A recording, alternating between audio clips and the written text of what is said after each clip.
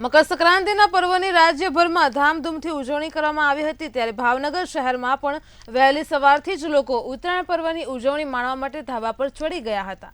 ત્યારે મેયર ભરત બારડ તેમજ ધારાસભ્ય જીતુ વાઘાણીએ નગરજનો સાથે ઉત્તરાયણ પર્વની ઉજવણી કરી હતી અને લોકોને ઉત્તરાયણની શુભેચ્છા પાઠવી હતી।